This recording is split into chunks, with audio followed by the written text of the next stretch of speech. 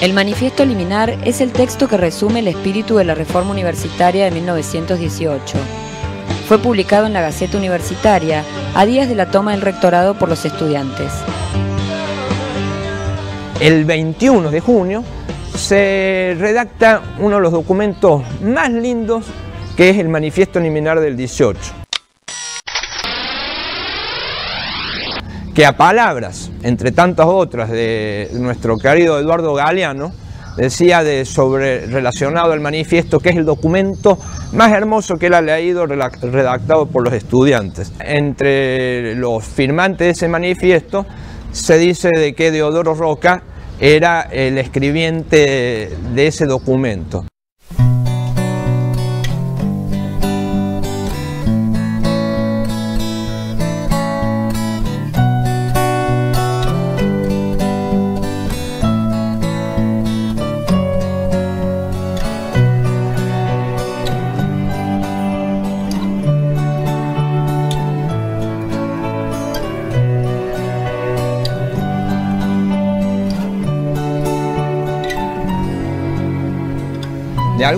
De alguna manera podemos considerar también que los reformistas del 18, aquellos que firman el Manifiesto Liminar conjuntamente con todos los que lo acompañaban, son los herederos de los revolucionarios del 25 de mayo de 1810, porque es la misma línea que se pretende llevar.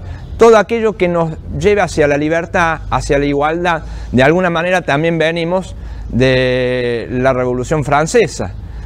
O sea, todas las ideas de libertad que durante el siglo XIX hemos tenido, que son justamente independentistas, América independiente, los reformistas del 18 lo toman con mayor fuerza. Por eso, cuando escriben el manifiesto, por primera vez un documento netamente local se dirige a los pares de ellos de Sudamérica.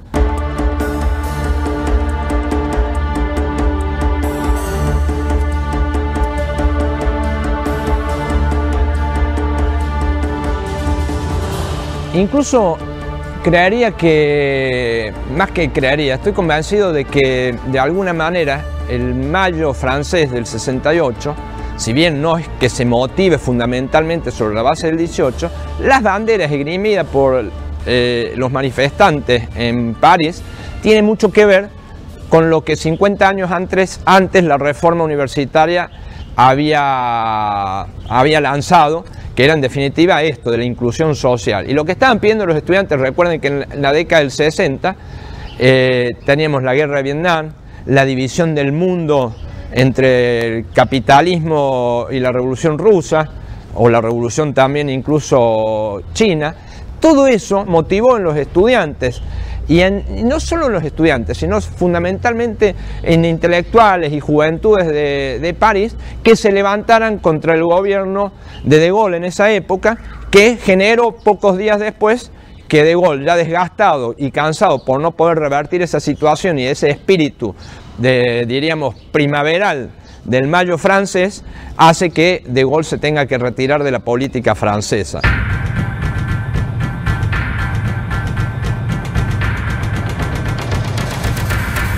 Las banderas que esgrimían los manifestantes de esa época de alguna manera era muy similar. Prohibido prohibir, la imaginación al poder, mismas banderas que nosotros y muchos de los que estaban ahí reclamaban, aquellos que saben los movimientos sociales que se dan en diferentes lugares del mundo, que en Córdoba, Argentina, había habido un movimiento de esas características que había trascendido la frontera. Por eso nuestro emblema, por decirlo de alguna manera, es la toma del rectorado por los estudiantes cuando se suben a los techos del rectorado e izan la bandera por primera vez morada de la reforma universitaria. ¿Y por qué morada? Porque cuando ellos irrumpen en el viejo rectorado de nuestra universidad, como era gobernada por el clero, también sus bandós o sus cortinados eran de color obispal. Entonces cuando los estudiantes ingresan, arrancan esos cortinados y con las telas que dejan, los lanzas, como que se le dice, los pedazos de tela que arrancan, se manifiestan entonces con eso como reformistas. El barrio Clínicas fue uno de los escenarios emblemáticos de la reforma universitaria. A lo largo del siglo XX fue, además, el lugar donde vivieron estudiantes y obreros y donde se gestaron otras protestas sociales que marcaron la historia del país.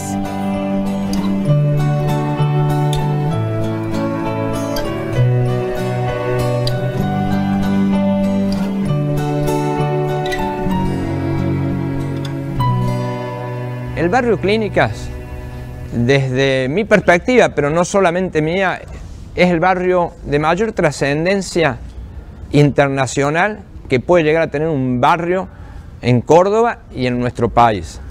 Los mismos estudiantes lo declararon territorio libre de América, que eso tiene una connotación muy fuerte. O sea, solo saber de que nuestro país vivió bajo dictaduras militares y opresión, pueden entender qué significa territorio libre de América. Cuando se funda el Hospital de Clínicas, que vamos a cumplir 100 años juntamente con los 400 de la universidad, se genera todo un movimiento social diferente a lo que estaba hasta antes de esa fecha. No es que se inaugura el barrio solamente por el 13, pero sí una idiosincrasia nueva. Todos esos estudiantes y obreros que se empiezan a juntar acá tienen una suerte de espontaneidad en sus ideas, por la forma de vida que se va llevando, coincidente con lo que está pasando aquí y en el mundo. Entonces es un barrio que casi se suma a las características sociológicas de la época. Y los estudiantes que vivían en pensiones, ante seguramente las fuerzas de seguridad que querían penetrar para tomar a aquellos manifestantes que venían con ideas nuevas, era un reducto casi imposible para entrar por la policía y los militares.